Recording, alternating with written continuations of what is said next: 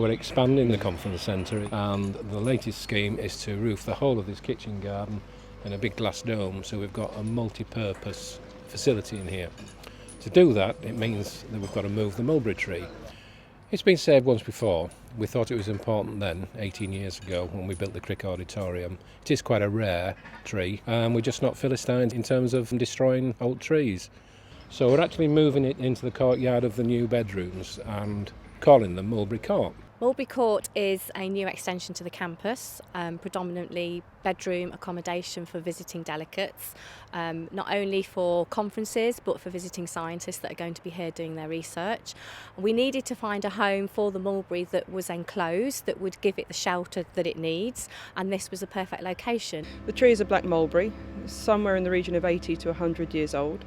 It's only the second one in the district as far as I'm aware. They aren't that common. They do get to good ages because they grow so slowly, and very often they've been planted as sort of specimen trees and have just been left. So this is a relatively young one potentially. It will suffer from transplant shock. It will need to concentrate on putting down a good root system, fibrous roots to get into the soil to get the nutrients that it needs. So initially you may see it flush early and drop its leaves, or it may flush late.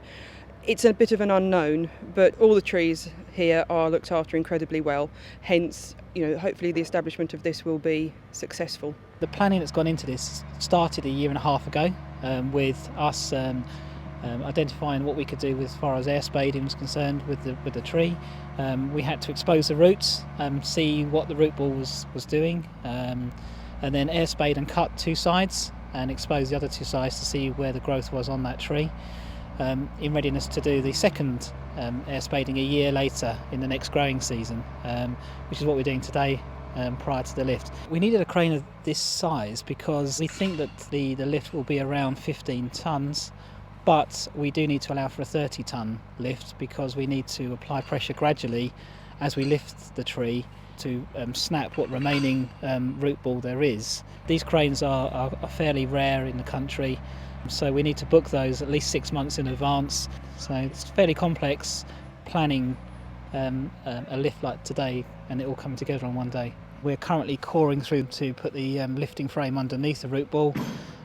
Once we've got the frame stabilised and the props in place for the tree, we'll then bring the chains in and then lift it from that place up and over the trees behind us onto a low loader. That low loader will then track its way to the new location where we have a 250-tonne crane ready to lift it from there over the roof of the new facility into its final home. So sounds very easy, but that's the plan.